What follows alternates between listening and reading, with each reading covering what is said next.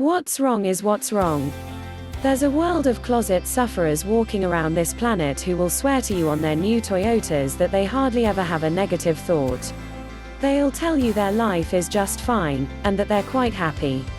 Yet these are the same people who will tell you that life is never fair, it's full of trials, and that we must all learn to take our share of knocks. But yes, they're quite happy, thank you. Never got all they might have liked, but we must take life as it is dealt. So yes, they're quite content. To which I say, bull. We cannot flow negative energy of any kind, in any degree, in any amount, and be happy. And that means anything from mild irritation, to normal no feeling, flatlining, to perpetual dread. It is a physiological impossibility to be happy with that kind of energy flowing out, because we're flowing two different vibrations that activate two different external and internal results. Closet sufferers are victims, plain and simple, just as most of us have been at one time or another, viewing our world as the result of uncountable circumstances over which we believed we had no control. We've all been there, or are there. It's only a matter of how much of the victim myth we've chosen to buy into and live. But we don't have to stay there. In fact, once you start to really see this magnetics business in action, it becomes pretty hard to ignore the glaring evidence. Our lives have been molded by the daily flow of our energy, not by luck, fate, circumstance, or a rich uncle. When you stop to think that we've spent decades questioning what's wrong with everything, therefore focusing on all the things in our world we didn't like, didn't want, or wanted to change, it's little wonder we've attracted such a barrel full of trials. No human being can be so continually disconnected from their source energy and get to wherever it is they want to go. So here's the flash: continuing to live life as a victim of circumstance, forever focusing on what's wrong with everything and everybody, will never, ever, bring the life desired. It will only bring one thing: more of whatever it is we're wanting so desperately to change. Recipe for creation. The recipe for creating anything is really quite simple. Take good or bad feelings, meaning positive or negative vibrations, bake with varying degrees of emotion to increase magnetism, and here comes what we've attracted, like it or not. What we have focused on, and how we have vibrated about it, is what we have gotten from birth. So if we've been in a constant search for ways to fix all the things around us we don't like, or even if we have allowed them to be there but still haven't liked them, then we've been in a constant state of focusing on what we haven't wanted. For years. It takes only 16 seconds to link up vibrationally to whatever we're focusing on. That's right, only 16 seconds of pure, focused thought, good or bad, negative or positive. In that brief time, we start to vibrate on the same frequency as whatever it is we've been emotionally thinking about, which means we're ripe for attracting that thing, if we keep it up. Needless to say, we've all had an ocean full of things we've thought about over and over in repetitious 16-second segments, all those vibrations of frustration, and tension, and concern over the countless things we didn't want, didn't like, couldn't handle, didn't know what to do with, or thought we had to put up with. Which is why, for most of our lives, we've continued to attract more of the same. Charming. Up to now, that's the fundamental way we've sculpted our lives, by this ceaseless attention to all the things we could do without, producing an unceasing undertow of negative tension. Remember, I'm not talking daily rage here, just that perpetual silent murmur of gotta fix it, gotta do it better, gotta make it right, gotta find a way. That's called either quiet concern or not in gut. And on the other side of the same coin, it's called gotta accept it, gotta live with it, nothing I can do about it, like it or not. Same thing, same vibrations. This is why it is so important for us to have a broad understanding of just what negative emotion is, how covertly it works, how to spot it, why we keep having it, and, oddly enough, how truly vital it is to the process of taking control. So please don't look at this chapter on negative as negative. It's the secret component of getting us where we want to go. Toys are yours. Imagine being a youngster turned loose in the biggest, brightest toy store you've ever seen in this whole wide world, and being told you can help yourself to whatever you wanted. Wow. It's almost too far out to imagine, Yet that's what our universe is, one gigantic toy store where anything we've ever wanted to play with is either already there for the pickings, or waiting to be created. All we have to do is feel what we want and magnetize it in. Let's say, for example, that here in your magic toy store there's an exciting new job waiting for you. Or maybe it's your next house, the one with every conceivable luxury and more silly gadgets than you've ever seen. Around the corner there's a fantastic new relationship, or a polished up old one, and hot dog. There's your updated body with all the appropriate corrections. This is terrific. But where are all of these goodies going to come from? Are they just going to fall from the sky or come from our guardian angels in the outfield? No, they're going to come from you. To pull them in, all you have to do is want them with a gut-blasting, feel-good vibration. Moldy old beliefs. It's hard for us to swallow the concept that what has been in life has absolutely nothing to do with what can be. That's diametrically opposed to how we think things work. Yet what has been, or whatever is in our face right this minute, is simply the result of how we've flowed our energies in days gone by. It is not the way things are. What has been is not a result of anything or anybody out there, nor is it a result of good or bad luck, a result of being a good person, a righteous person, or a sanctimonious ass. What has been has nothing to do with family, or government, or schooling. What has been in our life comes squarely from where our focus has been. And a major part of our focus has come from antiquated beliefs, those smelly old philosophies that were pounded into our heads, or that we blindly accepted as reality from way back to toddler days. We were jammed full of them then and still are, archaic patterns of thought about what we think reality is, thought patterns that frankly belong in the garbage can. Fussing Father Fred. One summer many years ago, I was dating an Episcopalian priest. For a long time I thought this guy was the be-all and end-all of the male race. He was tall, well-built, handsome, about 10 years my senior, bright, well-educated, and came from a lovely New England family. Just my kind of guy. Father Fred was a brilliant speaker, delivering educational as well as spiritual sermons, but his church was usually this side of empty. In an attempt to remedy the embarrassing situation, he would change his style, change his tone, change his organization of material, even change the altar dressings, but nothing seemed to work. People simply didn't like going to hear him nor being around him.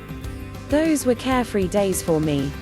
I was in my early 20s, hadn't really squared off on what I wanted to do with my life, and was finding my drinking to be more and more enjoyable. Since Father Fred apparently found the same degree of enjoyment in his imbibing, the two of us were having a blast. But blast or no, something was beginning to rub me the wrong way. It was subtle, but never stopped. Over drinks, out for drives, immersed in parties, it seemed that no matter where we were or what we were doing, Fred was attacking something or someone in the church. It was as if he were obsessed. One night it would be a bishop, the next night it was something about his improper training, or low budgets, or the diocese's restrictions on high services. His attacks seemed endless. And they were starting to drive me nuts. I was no psych student, but this was absurd. When I finally asked him about it, his very matter-of-fact response was, "That's the way I am. I have an ability to see what's wrong with things. The church is outdated and needs renovating, but it's not up to me to do it. I just have the talent to see what needs changing." Pretty soon I could see that Fred approached everything in life as a grievance, not just the church. The world was a mess, everything needed changing or fixing, but he was never the one to do it. In fact, he felt incapable of doing much of anything, which is why, I guessed, he was so obsessed with conducting his services as flawlessly as possible. There, at least, he felt he could excel, whether his church was empty or not. But for all his blunderbuss, Fred was truly afraid of authority. "I can't because" was his litany. He couldn't get a raise, a secretary, a better allowance for his parish, not even a guest speaker when he wanted to go away. He could only focus on the fact that it would never happen. So, of course, it didn't. Poor Fred lived in a perpetual world of don't wants, believing the more he focused on them and stewed about them, the better chance he had of making them go away. He saw himself as a helpless victim required to submit to the greater powers that be who were waiting to snip his ecumenical rise in the bud. Looking back on it now, I can see why people didn't want to be around him. Although his sermons rarely reflected his negativity, folks intuitively picked up on his energy, and didn't want any part of it. Again, this is an extreme example, they're the only ones I remember, of how most of us have lived, and yet. These kinds of moldy old beliefs, such as the powerful ones Fred had concerning authority and fate, are our biggest roadblocks to purposeful creating because they come up and clobber us whenever we think we'd like to take another direction. You know the kinds I mean. You think you'd like to get a new job, and up shoots the highly charged emotional thought, oh I can't, because. Or a new car, oh I can't, because.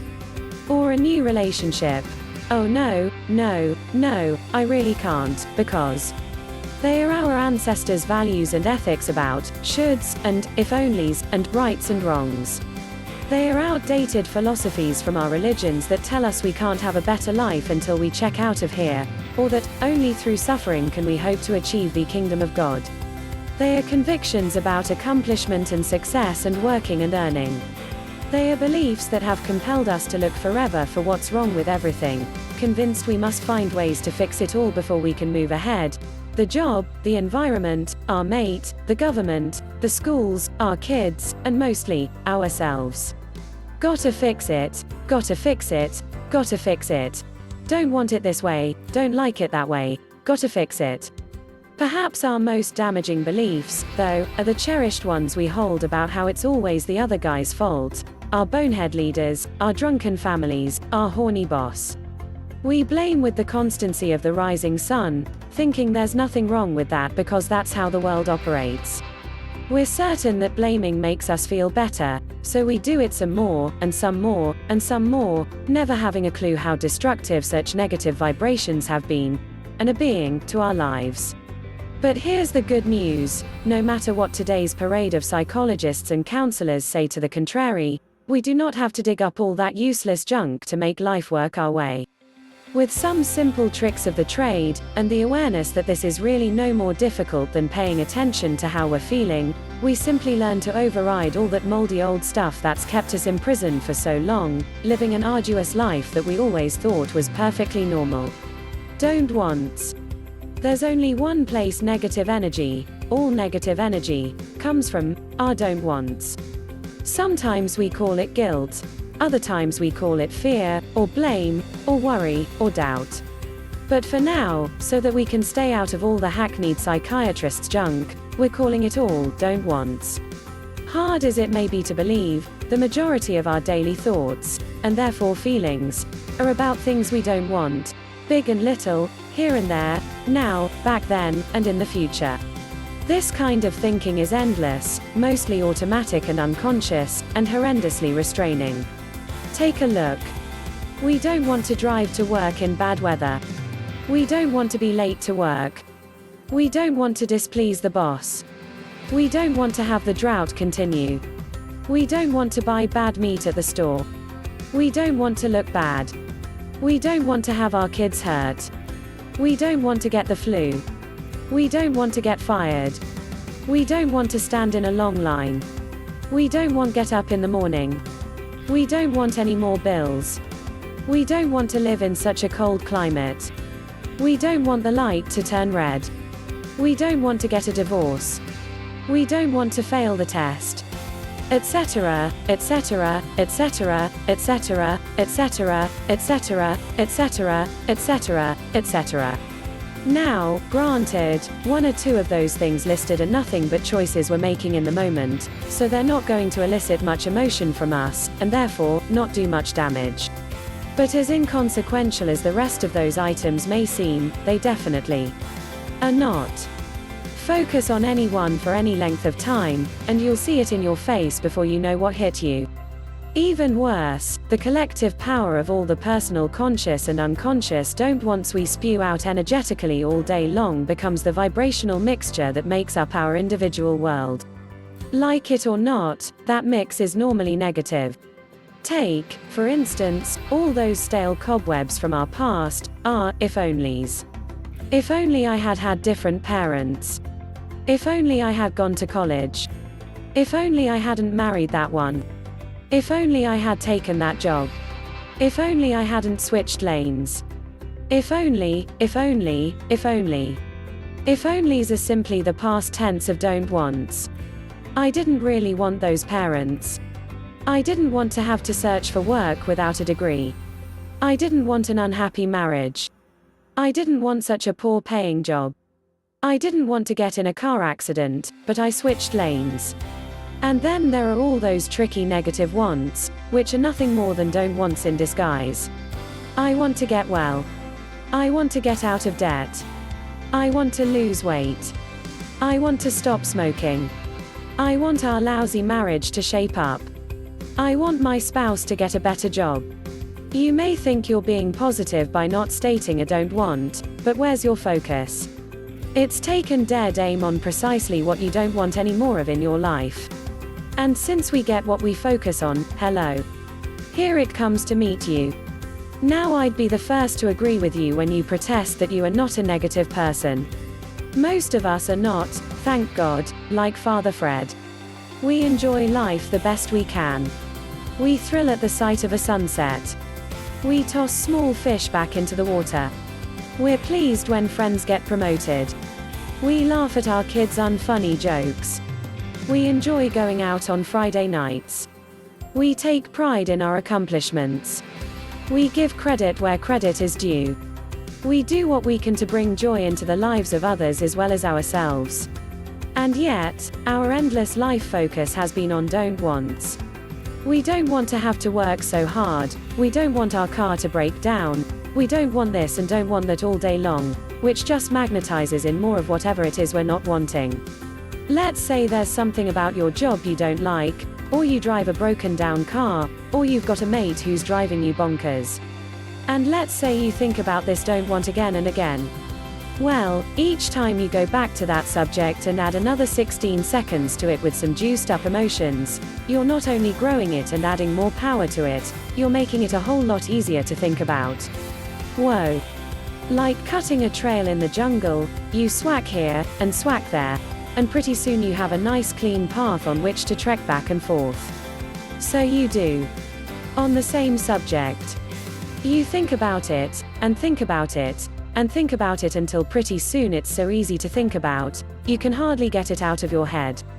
And before you know it, the very thing you haven't wanted to happen, has. If you don't want, real bad, to have your new car nicked, you're a shoo-in to attract a matching vibration called jerk in parking lot. If you don't want, real bad, unpleasant neighbors to move in next door, you're ripe for attracting nerds with barking dogs, and keeping them there.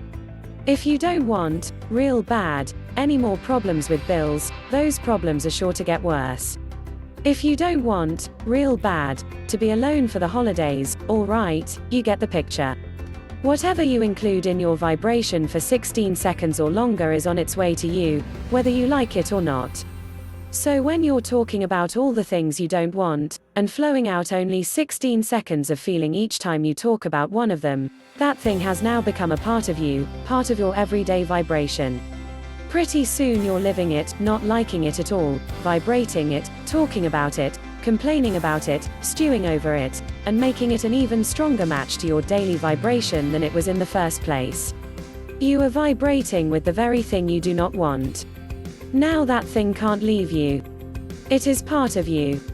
No matter how much you keep grumbling over it or worrying about it, it cannot leave. It is now included within your everyday vibration. And the more you live it, focus on it, and brood over it, the stronger your vibration becomes to match and hold this thing you want so badly to get rid of. There's more. There's another problem. Remember the tuning forks where you ding one in a room and all others of a matching frequency ding right along too? The same thing happens with our thoughts. As you think more and more about something, you're not only attracting more of whatever it is you're thinking about, you're dinging and pulling in anything else that just happens to be on a similar frequency. The results could be anywhere from a bad case of flu to being fired, when what you were really thinking about was how you didn't have enough money to fix the roof. Now all of a sudden you're getting these cute little surprise packages of the same vibration, but not the same thing, as your don't want, and just as unwelcome. By thinking about one, you're sending out an open invitation to anything else that happens to be pinging on the same frequency. If it's a vibratory match, it can be yours, whether you were focused on it or not. Didn't you ever notice that when one thing starts to go wrong, so does everything else? That's because the vibrations you're sending out are matching up with all sorts of different stuff on the same wavelength. By your thinking about that one thing over and over again, you're creating a spiral of thought that has now been made considerably bigger with heaven knows what else swirling around in its magnetic center and headed your way. For instance, think long enough about how you dislike your job, and you end up having a fender bender, your sink stops up, you lose your keys, your refrigerator blows out, and you stub your toe. All from thinking over and over about just one don't want, your job, which, by the way, is now a whole lot worse than it was before.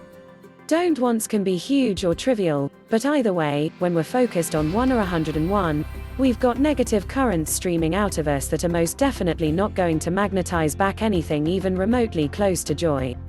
They can't. They're on a vastly different frequency. And so around and around we go, existing.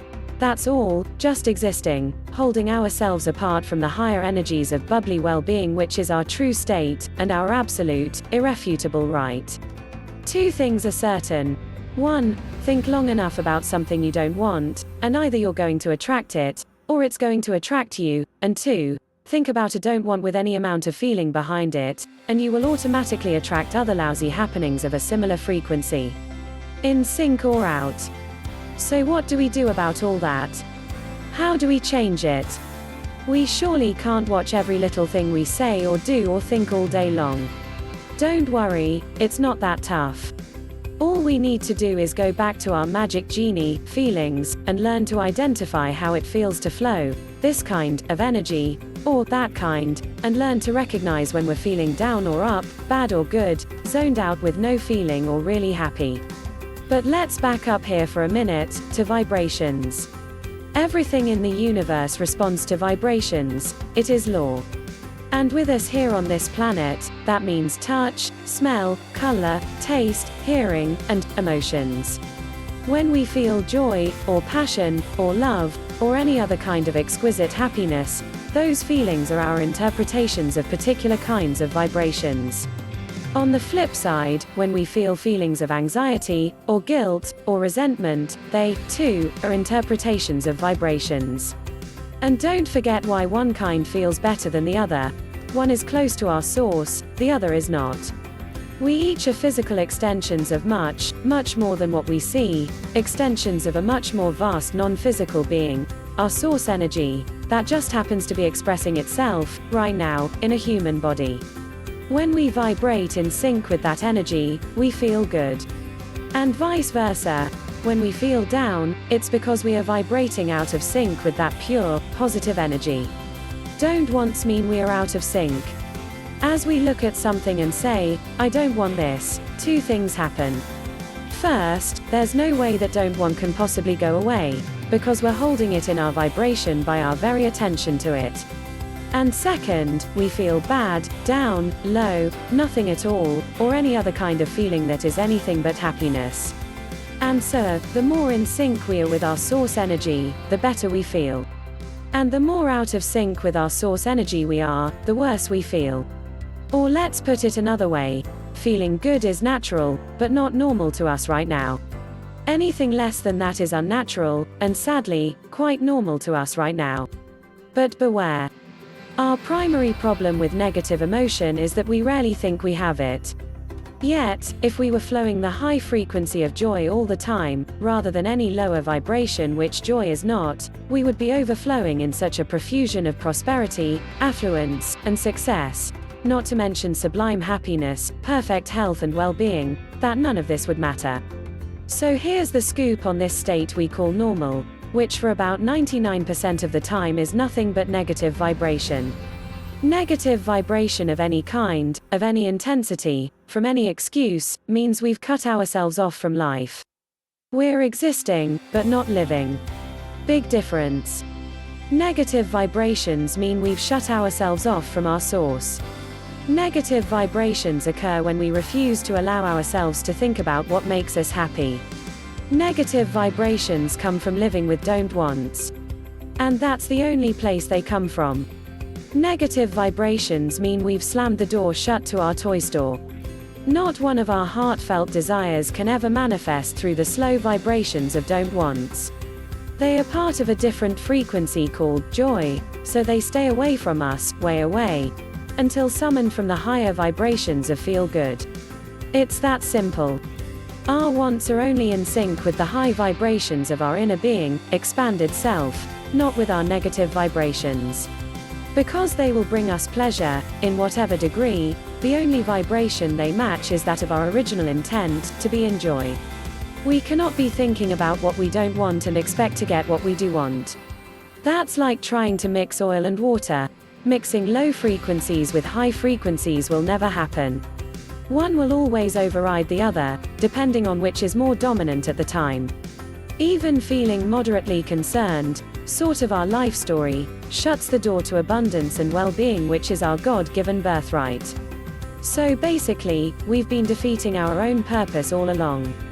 Thinking it was important to be concerned about everything like the bills, the kids, grandma, the world situation, what we've been doing is generating this constant flow of low-frequency energy to withhold most of what we desire for ourselves, for others, and yes, for the world. Hooray for negative. Here's another way to look at it. Any emotion that's not in the family of joy is plain old negative, and comes from lack of something or other. Think about it. Every negative emotion we've ever had, no matter how meek or well hidden, has come from the lack of what we really wanted. Take blame, for instance. We blame someone or something for giving us what we don't want, which is only the lack of whatever it is we do want. We're worried about losing someone or something, so we're fearing the absence of, the lack of, that someone or something. We're fearful of things out there because we lack the feeling of safety. We justify and rationalize because we lack someone's approval, including our own. We feel depressed because we don't have something we want, even if it's nothing more than feeling good. We feel anxious because we lack the time or resources to produce. Every negative feeling in the dictionary comes from lack. And thank goodness for that. Say what? Yes, I know, that sounds crazy. But how can you identify what you do want unless you first know what you don't want? Can't be done. Only from a don't want can you know a want, which means that every crummy experience, every ugly event, every unhappy moment, and every minor concern is the opportunity of a lifetime. A don't want is a call to wake up, a call to come out of hiding, switch gears, and pull in real life. So bless em all, every negative emotion you ever had or are having, no matter how abhorrent or commonplace. They're the most valuable assets you have, your springboards to well-being. Granted, it's going to take a little getting used to the idea of cheering for something like stress. But hey, if you've got it, and who doesn't, and can admit it and feel it, you've just taken the first and biggest step in learning to be a deliberate creator. Step 1. Identify what you don't want. Flavor doesn't matter. There are two kinds of don't wants, universal and personal, with universal being the more common and the easier to spot. Universal don't wants are worldwide dislikes, things no one on the planet wants any part of, such as empty bank accounts, sickness, poor relationships, unfulfilling jobs, misshapen bodies, low self-esteem, leaky roofs, broken down cars, being robbed, being assaulted, being in a terrible accident, even global warming. That's enough for openers. Personal don't wants are simply the mildly unpleasant things of life that bother only us, not always others. Things we personally would prefer to avoid, such as speaking up at a meeting, killing spiders, sewing holes in juniors' socks, or long-lasting jury duties. These happen less often than universal don't wants because we don't expect them to happen that much, so they don't. Let's say, for example, you're really angry at your boss, a personal don't want. On the way home you stop at the market, and sure enough, with the way you're vibrating, you get into the line with the snarly babe at the checkout counter. Some people couldn't care less, but today it gets your goat. You keep on stewing about her on the way home, for well over 16 seconds, to the point where you've started the thoughts running, the feelings going, and the vibrations moving. You gripe about her over dinner for a lot more than 16 seconds, doing a really good job of making that don't want vibration a part of you. You talk about her at work, great coffee room material, and tell your best friend the saga at lunch. Now is when you'd better duck, because the energy you've tossed out with such a specific focus on it has grown into a boomerang, and you can bet it's headed back your way. The next night, out of spite, you decide to go to the store's competitor. You do your shopping, go to the checkout counter, and guess what? You bet. There's another cold-blooded checkout person in your face, magnetized right into your experience by all your attention to the very thing you wanted to avoid. You may be surprised, but you asked for it.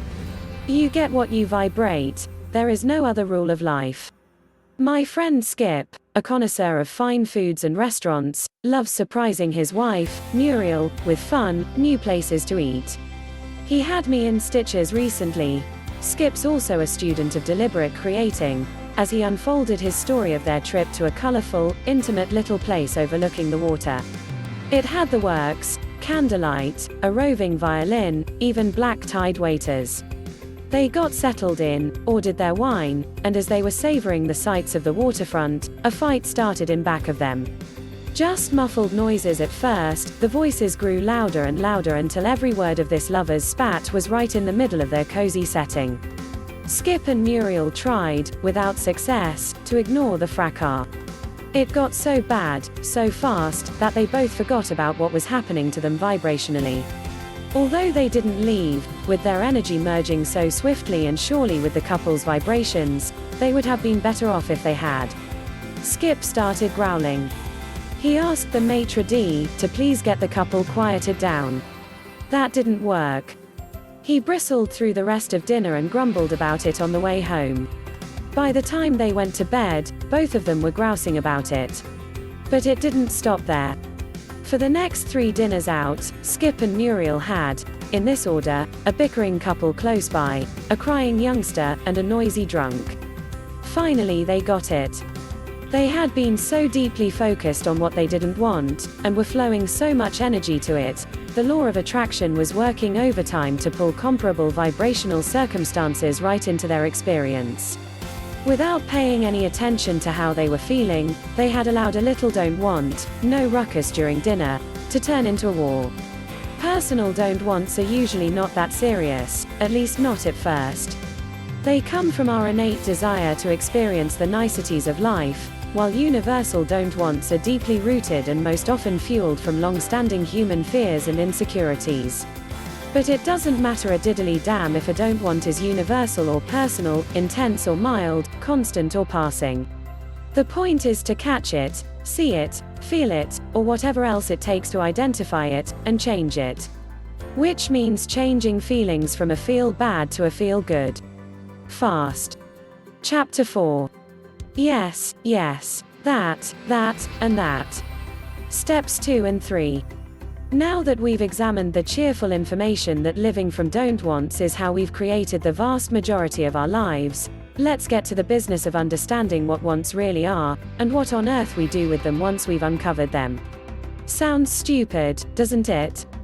Everybody knows what they want in life, right? Wrong. Wants are about the most frightening, misunderstood, neglected element in the entire human race, and I'd lay odds that, for most people, just thinking about them is more terrifying than a dentist's chair without painkillers. But before we delve into the tantalizing realm of wants, it's important we understand what it is that gives joy and passion to our lives and makes life worth living. Oddly enough, what gives us happiness is the very thing we think we would like to avoid. Contrast, likes and dislikes, wants and don't wants. As strange as this logic may seem, without contrast, we would probably go insane. To better illustrate this bizarre concept, come fly with me on an imaginary journey over a fictitious town on a fictitious planet called Sameville. No thanks, Sameville. There it is, right below us. The area looks just like Earth, has the same terrain, the same shaped people, same everything. It all seems identical to Earth except for one ghastly condition. Everything is grey. The landscape, the buildings, the cars, the animals, the bodies. It's all the same color, even the same shade. The people have no oomph in him, because everything is the same. They have no challenges, no hurdles, no obstacles, no contrast. Notice the inertia of the people. It's boredom, and it's overpowering. Little wonder. No one has to make decisions in Saneville, for all decisions have the same outcome. No mate is different from the next, all jobs have the same level of stimulation, and have you seen enough? The scene looks about as close to hell as we'd want to get. Who'd want to live in such a place? What would be the point? Nothing to rise above, nothing to desire, no differences to appreciate, nothing to inspire enthusiasm. Simply a place of incalculable boredom, which is precisely what we came here to planet Earth to avoid. We came in search of diversity and differences. We came, strangely enough, for the contrast. That's what our third-dimensional planet Earth offers, a cornucopia of alternatives and choices, a training ground to help us determine what kinds of things we don't like, so we can turn around and, thank you very much, create the kinds of things we do like. Like the man said, if the only ice cream ever made was vanilla, life would be pretty dull. So we have choices. Lots and lots of choices offering us not only the opportunities to live and enjoy whatever in this bountiful world we desire, but also to find out just how much torture and deprivation we're willing to put ourselves through before permitting those desires into our lives. Let's face it, we are unequaled wizards at identifying what displeases us, but not too hot at allowing ourselves to identify what we really, really do want, so that we can magnetize those things into our lives for the sheer joy of having them. Life was meant to be, don't like that, do like that. Instead it turned out to be, don't like that, but guess I'm stuck with it. Then we bitch and stew and fuss and gripe about all the stuff we're stuck with, which of course keeps us even more stuck right in the middle of where we don't want to be. So what do you want? Do you know? Do you dare to dream? Do you dare to desire? Do you dare to let your imagination, the most divine and mighty gift of the human race, run to the winds of fancy? What do you want? What do you dearly, truly want? The torture of wanting. As we back gently into the rather startling awareness that everything in our experience has come from our focus and how we've been feeling, it's probably only natural we should think, well, wanting may be okay for others, but I'm not about to start daydreaming like that now. My life's all right, I've gotten by, so why should I open myself up to more disappointments at this point? We see all the things we would like to have but don't, all the places we would like to be but aren't, all the ladders we would like to have climbed but didn't. When very little has gone the way we would have deliberately chosen, why start wanting now?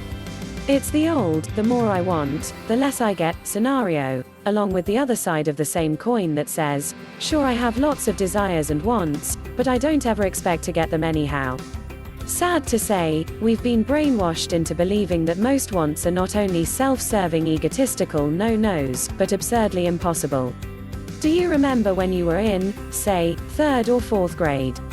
Not only were you old enough then to understand disappointment and how much it hurt, but you were already a seasoned veteran at knowing how to avoid those feelings. You found out early in life that the more you wanted something, the more you experienced the heartache of not having it. You probably just stopped wanting unless, of course, you had an ironclad guarantee that your want would materialize. Even before that, as a toddler who relished exploring, you waddled over to the glittering glass vase on the TV set and got screamed at, no, no, don't touch. Not once, not hundreds of times, but some 60,000 times, say researchers, in a 3-year period you were told, no, bad, you don't want that. By the time you reached your 4th birthday, you were thinking twice about wanting much of anything. Wanting equated to bad. Nor does it stop after toddler years. No, to this, no, to that, absolutely not, to what seems like just about everything as you're growing up. By the time you get to high school, it's pretty tough to do much real wanting beyond what is socially acceptable, like getting your first car, going to the prom, or working your way through college. God forbid you should want to bum around the world until you think of something else better to do. God forbid you should want to become a millionaire by next year. Ridiculous. Get your head out of the clouds. So most of us just lay those passions aside as we trudge into the dogmatic shoulds and have tos of adulthood.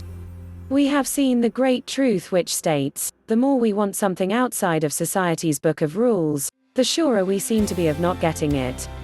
We dream, it never happens. We dream a little more, it doesn't come.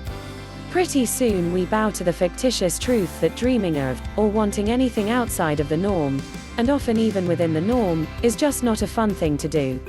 The more we want it, the worse we feel for not getting it. Finally, with the exception of the littlest dreams, the ones we know are prudent and obtainable, we stop dreaming altogether.